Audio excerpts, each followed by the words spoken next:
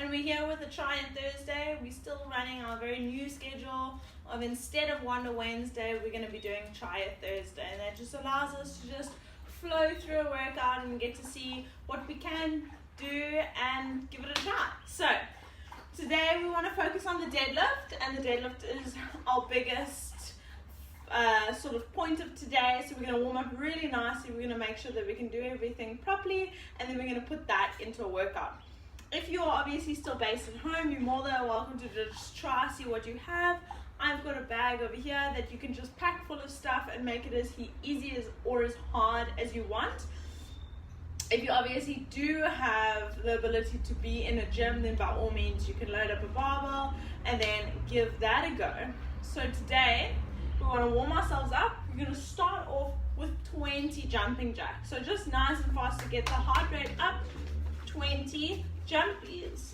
From there onwards, we're going to do 3 inchworms where we think about walking out, just flowing through that nice flow, stretching out the back and the hips a little bit, and then walking back up to standing. So hands down on the floor, I walk out, I think about scooping myself through, and then have a little look-see over the shoulder, bum goes back, and we walk back up to standing. And we're going to do 3 of those. I'll do one more. You want to think about stretching out the back and just relaxing in that bottom position. So it's just a really nice counter stretch for the back. Walking out, and then think about at this angle, go down, don't actually, but lick the floor. And then have a little look over the shoulder, bum goes back, and we walk back. From there on, as you can sit yourself onto the floor, and we're going to do 15 straight-legged sit-ups. So the legs are nice and straight, and we're trying to get a little bit of hamstring action. So we're going to sit all the way back. As we come up, we're going to sit all the way up, and we're going to lean forward and touch our toes. So do a couple of those, and just get a little bit of hamstring stretching at the top.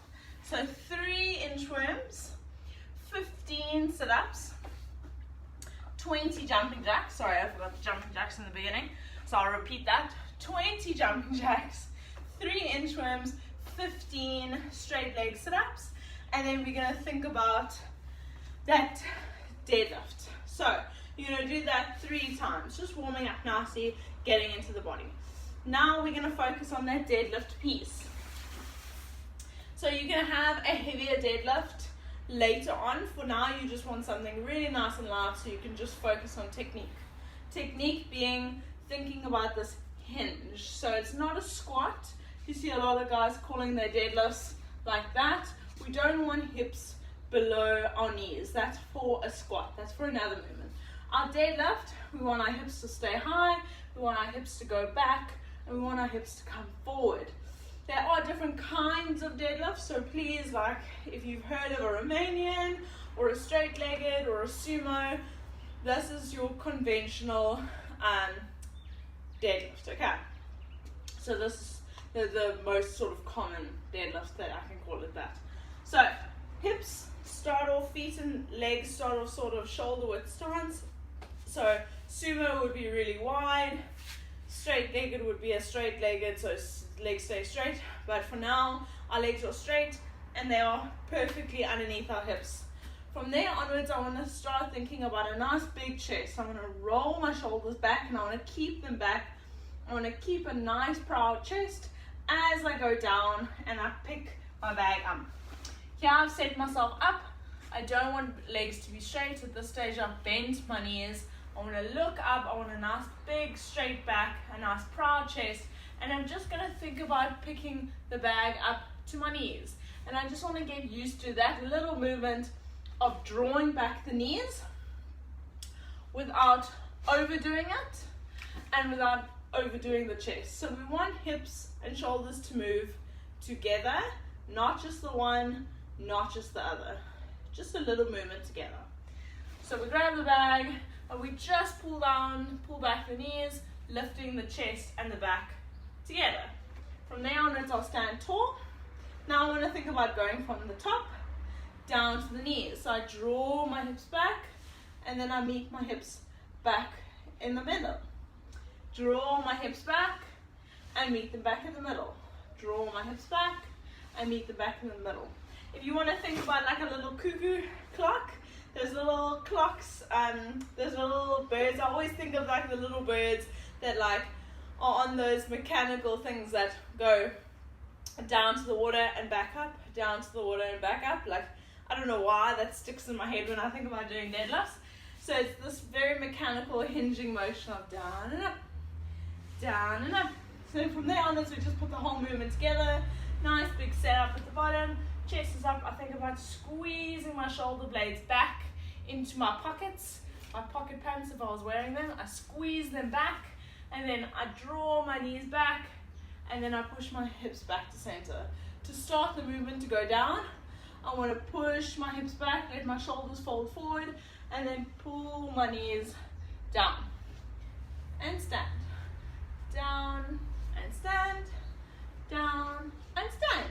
Okay, so as we start getting more and more used to it, we can start adding some weight. For our strength piece, whether it be just adding more stuff into the bag and like make it a little bit harder, we're going to do 5 sets of 5.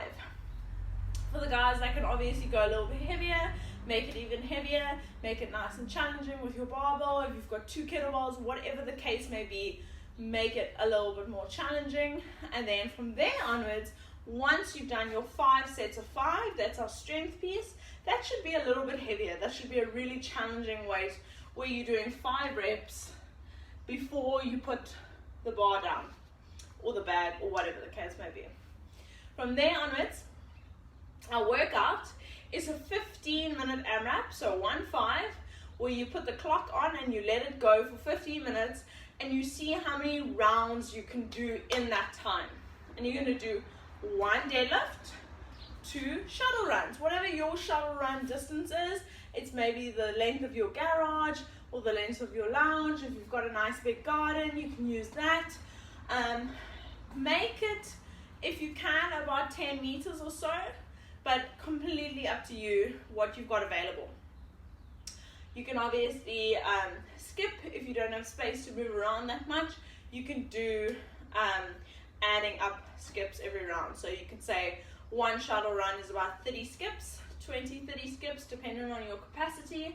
You can add skips as you add the runs. So we're going to do 1 deadlift, 2 runs, 2 deadlifts, 4 runs, 3 deadlifts, 6 runs. And you see where I'm going with this. So you add 1 deadlift every round, you add 2 shuttle runs every round. So the shuttle runs will always be double the deadlifts. If I do 5 deadlifts, I'm doing 10 shuttle runs. If I'm doing 10 deadlifts, I'm doing 20 shuttle runs. And that's how we're going to go by. So for 15 minutes, you're going to see how many rounds of that you can do by making sure that your deadlift looks nice and clean, nice big chest. I pull back and then I sit my hips back and make sure that my back stays nice and neutral. Make sure that we end off with a little bit of foam rolling or a little bit of stretching just to relieve that back. It is, if we're working those 2 movements quite well, you'll definitely feel some back action happening. It's always great to just have a little foam roll in between, after, not in between. For 15 minutes, you're working really hard. And then after that, stretch. Make sure that you take care of yourself for afterwards as well. Have an awesome day, guys. I'm going to write all of this up so you can see. Have a great workout and let me know how it goes. Bye.